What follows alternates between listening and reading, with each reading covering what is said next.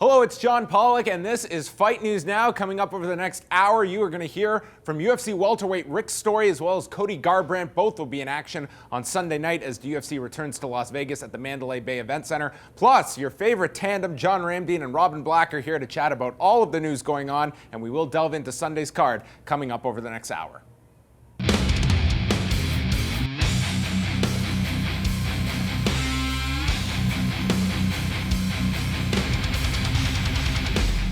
Here they are, John Ramdine and Robin Black, as we head into the weekend. A very busy weekend going on. We've got the Fight Night card Sunday. Yes. We've got a Fight Network wedding that is happening. That is true. Lots of big stuff going on in Best the world. wishes to Eddie KSW, and his future wife. That's right. Becky, KSW happened I'm on trying Friday. to provide a nice moment, and this guy just pivots to KSW out of Violence. Nothing but violence from this guy. Yes, and congratulations to our man Eddie, Yes, one of the indeed. behind-the-scenes warriors Very around true. here. Let's chat about Sunday's card, as we've got a number of great fights. When you look at this card, the fact it's a free card on top of things, a lot of quality on this particular show. Maybe lost in the mix, just for me as we get closer to it. I'm very much looking forward to this fight involving the guy that we're going to hear later on, and you two had a chance to speak with him, Rick Story. It's his first fight since that big win over Gunnar Nelson, but injuries have really prevented him from playing off of that momentum and has kind of been forgotten about at 170, and he draws Tarec Saffiedine on Sunday. Yeah, what's interesting because we've looked at Rick Story's career and we've seen that, you know, when things weren't working, he made the move to TriStar and then worked with the MMA lab in Arizona with some of the most talented fighters, former UFC lightweight champion Ben Henderson and John Crouch. Brian Barberena. Yeah, Brian Barberena got a victory in Brazil, one of only two Americans to one of two non-Brazilians to get a victory in Brazil. However, Rick Story, not training there for this camp, decided to go back to Washington. He feels that he got the looks that he needed. Now it's just kind of refining his own type of game, and he understands exactly what he's facing in Tarec Saffiedine. You know, some of these coaches for us, Greg Jackson, down at the MMA lab with John Crouch, these are the smart guys. And you know what the smart guys do with a guy like Rick Story? They don't same him up.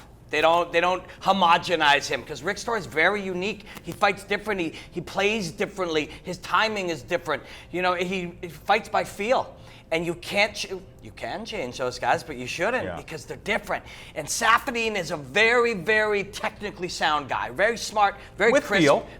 Lots of feel. He's a phenomenal fighter, but he's used to technically good guys.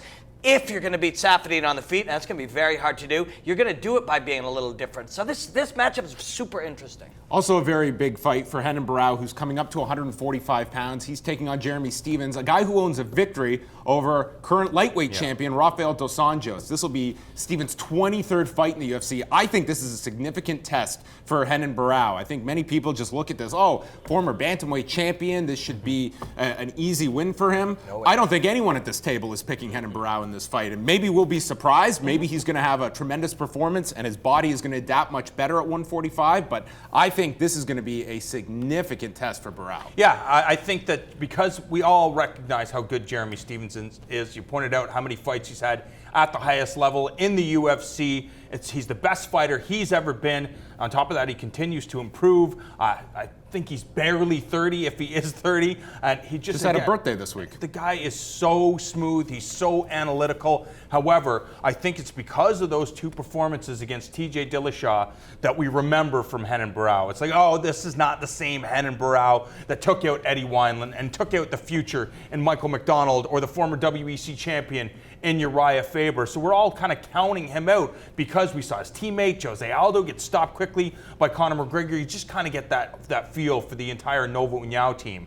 Are we going to be saying this Monday morning, or are we going to be saying, oh right, I forgot how talented Renan Barao is? You know, the guy is big, he's strong, he fights kind of strange. Will he use that aggression and catch Jeremy Stephens? I'm not convinced, but I wouldn't be surprised. That's it. I'm not convinced either. There's so many unknowns, and there are unknown unknowns. You know, we don't even know what variables are at play in here. There's size, there's bounce back. The dude, what did 47 minutes with TJ Dillashaw? That's a beating. 47-minute long beating over two fights. Any questions that he has, any damage he sustained, any drug issues. If there, it's a new era in USADA, and all of these kinds of things. There's so many variables, so we don't really know.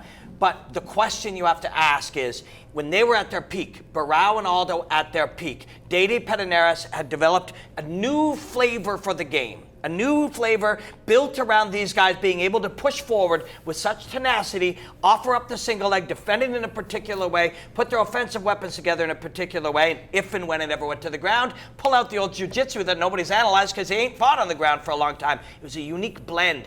Is that blend still working in 2016? Because a lot of changes have happened in the meta game. Does this blend still work? I like the idea of a segment by Robin Black, the unknown unknowns, trying to figure out stuff you don't even have the chance not to know yet. right. Well, it's true. That's I mean, right. because you think about the fact that, you know, these guys are in Brazil. We don't get a chance to see their day-to-day training. We don't know what they're doing. We don't know what they've had to erase and what they've had to amend, the things that they're addressing, the things that they're not addressing. Do they believe that their game has evolved? Do they believe they need to make changes in their game? Do they believe that they slipped on a banana peel in those 2 fights with TJ Dillashaw? Are they really looking at progressing as a team, as an individual fighter, and trying to make sure that their fighter is where they need to be in 2016 against some of the best fighters in the world? What are unknown unknowns for the idea? What are you dealing with psychologically? That's unknown.